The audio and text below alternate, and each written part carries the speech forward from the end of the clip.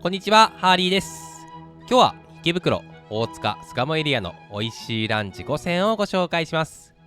アニメの聖地池袋やおばあちゃんの原宿、巣鴨がある豊島区はお出かけスポットとしてもすごく楽しいですよね。今日の動画ではそんな豊島区からミシュランや食べログ100名店常連グループが運営する女性も食べやすい家系ラーメンや、なんと800円でいただける絶品のバラチラシ、池袋の名店が1月25日にオープンした工夫がぎっしりと詰まったパン屋さんなど幅広いお店をご紹介するので、今日も最後まで期待してみてください。僕のチャンネルでは池袋、銀座エリアを中心とした東京の美味しいお店をご紹介しているので、今日の動画がいいなぁと思ってくれた方はチャンネル登録といいねボタンを押してくれるとすごく嬉しいです。今日ご紹介する5つのお店の場所はこちらになります。それでは早速参りましょう。1つ目のお店は小池の家系さんです。巣鴨駅から仙石駅方面に6分くらい歩いたところにあります。小池の家系さんはミシュラン7年連続獲得のラーメン小池さんや、毎年食べログ100名店を獲得する金龍さんなどを擁する小池系列の家系ラーメンです。店内はカウンター8席のみというコンパクトな空間です。お客さんは20代から50代の方が多いです。男女比は男性8対女性2くらいなんですけど、女性のお一人様もいらっしゃいますね。注文は食券機で行うスタイルです。一番人気は全部入りラーメンなので、迷ったらこちらを選びましょう。一方、いろいろな味を楽しみたいという人はハーフネギチャーまたはハーフマヨチャーセットがおすすめですよ。僕は全部入りラーメンとハーフマヨチャーシューご飯、僕の奥さんは全部入りラーメン少なめとハーフネギチャーをいただきました。小池の家系さんは家系にしてはかなり上品な味わいです。家系といえばパンチ強めのがっつり味だと思うんですけど、小池さんはクリーミーで上品な味です。麺は少し縮れたもちっと食感の自家製中太麺で、ミシュラン掲載店であるキング製麺で製造しているものなんですよ。僕の奥さんは普段ラーメンを食べないんですけど、そんな奥さんでも美味しく食べられていたので、家系初心者の方にもおすすめです。一方、ご飯はかなりパンチが強めだったので、初めての女性ならラーメンを中心に楽しみましょうね。混雑具合としては、休日のお昼1時に訪問して10人待ち約20分の待ち時間でしたよ。上品な家系ラーメンを食べにぜひ行ってみてください。2つ目のお店はパスタエビの K さんです。大塚駅南口から5分くらい歩いた大通り沿いにあります。 K さんはヒルナンデスや有吉ゼミでも放送された絶品パスタのお店です。店内はザ・イタリアンダイニングといった明るく落ち着いた空間です。お客さんは平日は地元の方やサラリーマンの方が多く、土日はインスタを見てくる若い人も多いみたいです。男女比は男性3対女性7くらいで、女性のお一人様も多いですね。メニューはこちらです。普段使いに人気なのは1000円前半のパスタ、土曜日日曜日に人気なのは牡蠣のパスタなので、シーンに合わせて選ぶのがおすすめです。僕は週末に人気の牡蠣とほうれん草のレモンクリームタリアテッレをいただきました。見てください、この大量の牡蠣。その数なんと10個くらい入っていて、牡蠣好きにはたまらないパスタです。肝心のお味はまろやかなクリームにレモンの酸味、牡蠣のクリーミーな旨味、ほうれん草のほのかな苦味が至高のカルテットになっています。固めのパスタもまろやかなクリームとよく絡みますね。ちなみに店主の岩井圭さんは九段下の名店トルッキオの大ファンで、マネージャーからその味を受け継いだんですよ。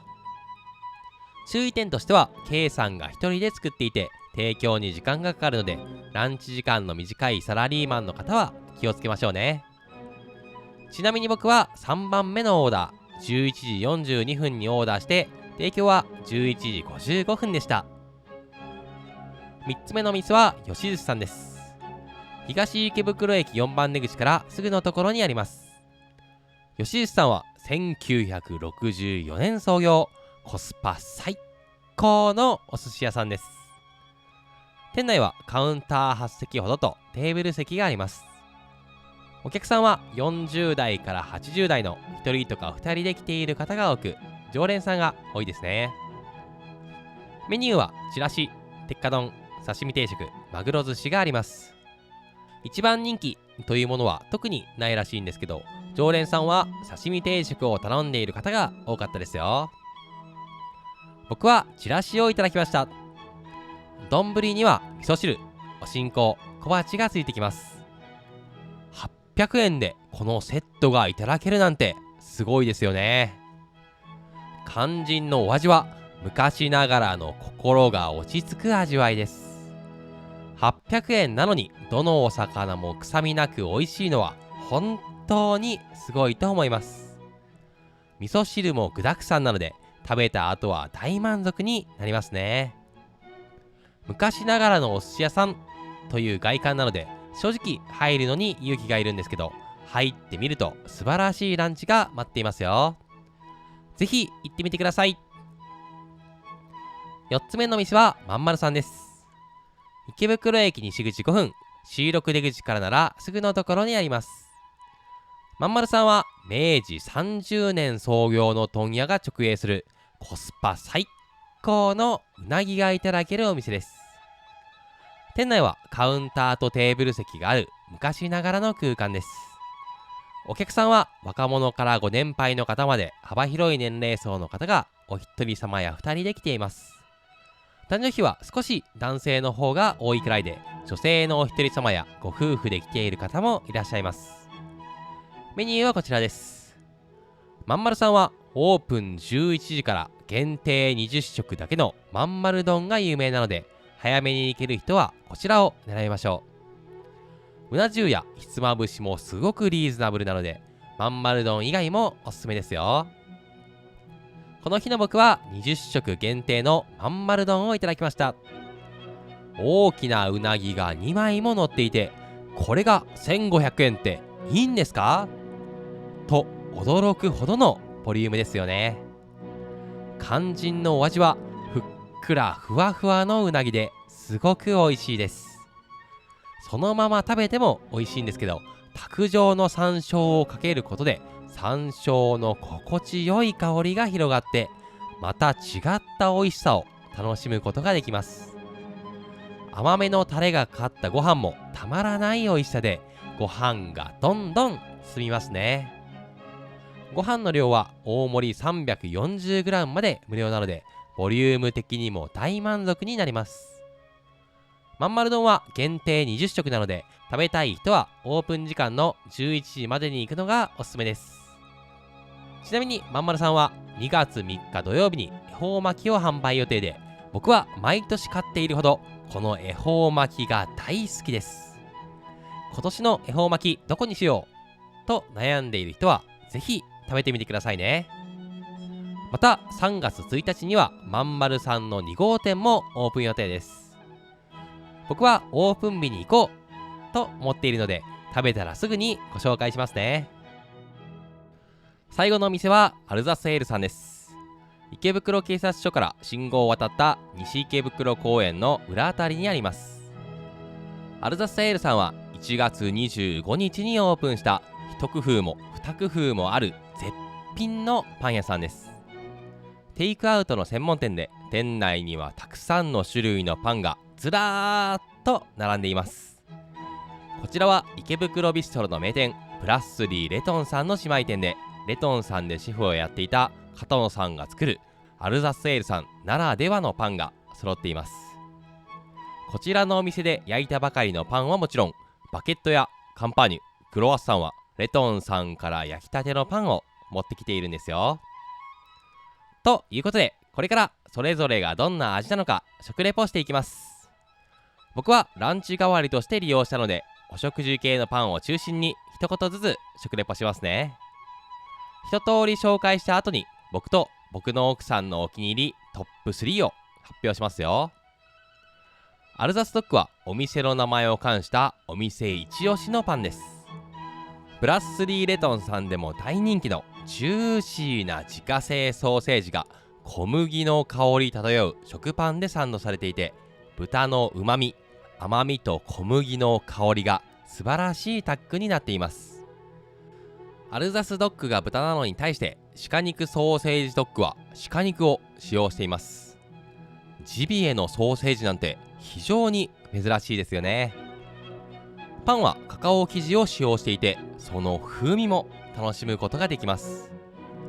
豚肉に比べてすっきりとした味なので、爽やかな味が好きな人におすすめですね。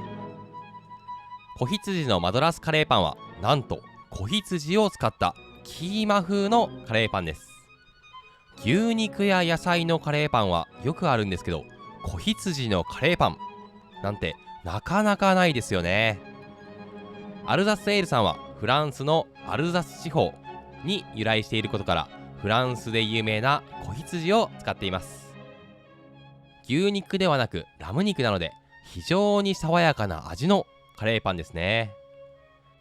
クロックムッシュは濃厚なチーズとともにトリュフの芳醇な香りがしっかりと広がります。続いてサンド系のパンのご紹介です。和牛ローストビーフサンドは非常に上品な味わいです。ローストビーフは粗挽き胡椒などを使ったパンチあるお店が多いんですけど、アルザスエールさんのローストビーフは山形県の和牛のうまみにシャッキシャキの野菜、キャロットラペやバルサミコ酢などが織りなす上品な味で、他のお店とは一線を画していますね。ケイジャンチキンサンドは柔らかいお肉とハードなパンのコントラストが素晴らしいです。ただパクチーが入っているので、パクチー好きにはおすすめなんですけど、僕みたいに苦手な人は注意してくださいね。クラシックカスクルートはレトンさんでも大人気のパテが入っています。パンにレバーパテを塗る文化があるので、これはもう美味しいに決まっていますよね。最後、焼きサバサンドはサバの文化干しを使った日本らしいサンドです。サバのサンドも提供しているパン屋さんはなかなかないですよね。黒ごまの風味や少し酸味のあるポテサラもいいアクセントになっていて、和洋折衷の味わいが楽しめます。と一通り説明したんですけど、どれを選べばいいのかわからないという人もいると思うので、8つ食べた中で僕と僕の奥さんの好きなパンランキングをご紹介しますね。まず第3位は、僕がアルザスドッグ、僕の奥さんが子羊のカレーパンです。僕がアルザスドッグを選んだ理由は、アルザスドッグのようなジューシーなソーセージサンドは正直丸の内など他のお店にもあるんですけど、価格がすごくリーズナブルだからです。丸の内だと700円超えが多い中、このサンドを400円台で提供してくれているのは素晴らしいと思います。奥さんは女性が楽しみやすい爽やかな味のカレーパンということで、子羊のカレーパンを選んでいましたよ。続いて第2位は、僕がローストビーフ、僕の奥さんが鹿肉ソーセージドッグです。僕がローストビーフを選んだ理由は、ローストビーフサンドというよくある商品なのに、レトンさんのシェフらしい上品な味に仕上げられているのが本当に素晴らしいからです。奥さんはすっきり爽やかな女性が好む味わいで、ジビエを使う珍しさから鹿肉ソーセージドッグを選んでいましたよ。そして栄えある第1位は、僕が子羊のカレーパン、僕の奥さんがサバサンドです。僕が子羊のカレーパンを選んだ理由は、こんなカレーパンってあるんだと食べていてなんだかワクワクする気持ちになったからです。僕が今まで食べてきたカレーパンの概念を覆すすっきり爽やかな味わいだったので、この出会いは感動しましたね。僕の奥さんはサバサンドという日本人が好むサバとビストロの名店レトンさんのシェフだからこそ作れるパンという理由で選んでいましたよ。総論としては他のパン屋さんとは一線を画す片野さんの一工夫も二工夫もあるパンが楽しめるパン屋さんだと思いました。ランチやディナー代わりにもなるパンで、歩いてすぐの西池袋公園で食べるのもおすすめですよ。最後にアルザスエールさんの由来についてご紹介しますね。アルザスエールという店名はフランスアルザス地域を拠点とする架空の航空会社をイメージして付けられたもので、アルザスエールさんではその架空の航空会社で大人気だった伝説の機内食の再現をコンセプトにしています。長時間フライトが多い僕たち日本人が機内食と聞くとセットで出てくるイメージがありますよね。一方、数多くの国があるヨーロッパでは中距離フライトが多く、そんな時に機内食で出していたのがサンドイッチだったんです。特に1960年から70年代ヨーロッパでは機内食の充実を競っていました。アルザスエールさんはそんな時代において極上のサンドイッチを提供し、運航がなくなった今でもそのサンドイッチを懐かしむ声が多い伝説の航空会社という架空のストーリーまで作られているんですよ。ここまでこだわってお店が作られているなんてすごいですよね。